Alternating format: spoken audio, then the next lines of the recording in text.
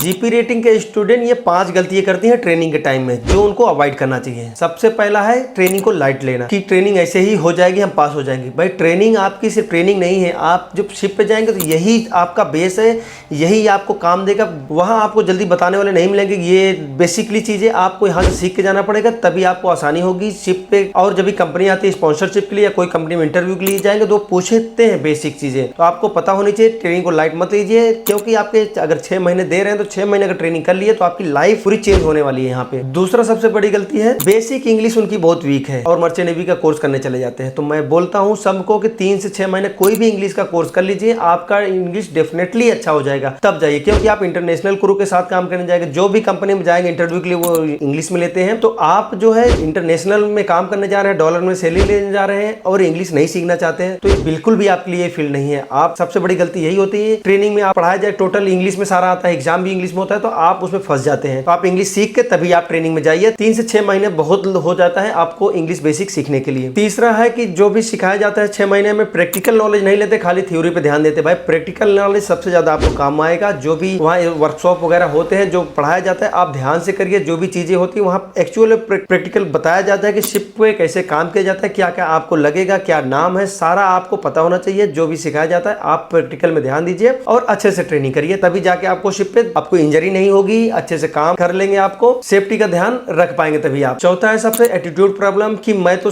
Officer बन जाऊंगा, मुझे जीपी रेटिंग के बाद एग्जाम देना है, 36 महीने बाद ऑफिसर बन जाऊंगा, मुझे ये काम में ही नहीं आएगा। तो ऐसा नहीं होता है। आप ऑफिसर बन जाए चाहे क्रू रहेंगे, 36 महीने तो काम करना पड़ेगा। 36 महीने आप सीखेंगे तो वहां पे जब आएगा ही नहीं चीज, बेसी आपका कमजोर रहेगा तो क्या सीखेंगे। और ऑफिसर बन जाते हैं तो ऑफिसर काम कैसे कराना है, क्या आता है, तो आपको पता होना चाहिए, तभी तो सीख के जाएंगे आप। तो एटीट्यूड आप बदल के जाइए, आप सीखने वाला लेके जाइए कि हमें ये सीखना है, ये करना है। यहाँ से सीख के जाएंगे तभी आप शिप पे भी वही काम देगा आपको। शिप पे टीम वर्क, डिसिप्लिन, रिस्पेक्ट होता है, तो आपको पूरा प्रॉपर मैनेज करके आना चाहिए ये चीजें आपको। पांचवा है टाइम मैनेजमेंट। डिसिप्लिन फॉलो नहीं करते हैं, आपको फॉलो करना पड़ेगा। शिप पे जाएंगे टाइम टू टाइम शेड्यूल पूरा रहता है आपको, तो डिसिप्लिन में आपको रहना पड़ेगा। आप सीखिए सब कुछ अच्छे से। वहां जो ट्रेनिंग इसीलिए दी जाती है कि जहाज पे जाके आप गलतियां कम करें। गलती कम करेंगे तो सेफ्टी का अपना ध्यान रखेंगे, इंजरी कम होगी, एक्सीडेंट के चांसेस कम हो जाएंगे आपके। जो आपके कलीग हैं अच्छे से काम करेंगे आप, तो आपके एक्सीडेंट नहीं होंगे, अच्छे से घर वापस आ सकते हैं आप। सबसे बड़ी बात है last but not least, seniors की बात नहीं मानना, उनसे नहीं पूछना कि हमें सब आता है। ये सबसे बड़ी गलती है। कुछ भी हो, छोटी छोटी चीजें, जहाज ऐसी चीज है कि आपको अपने से कुछ नहीं करना है। सीनियर्स को हमेशा पूछते रहिए कि क्या है, कैसे होगा, ये कैसे होगा। शॉर्टकट मत ढूंढिए, सीनियर जो बता रहे हैं फॉलो करिए, अच्छे से काम करिए। वहां पे आपको ट्रेनिंग के दौरान में डिसिप्लिन सीखना पड़ेगा, फिटनेस, लर्निंग एटीट्यूड आपका चेंज करना पड़ेगा, लर्निंग एटीट्यूड होना चाहिए, ठीक है। वही शिप पे आपके सक्सेस की स्टोरी बनेगी।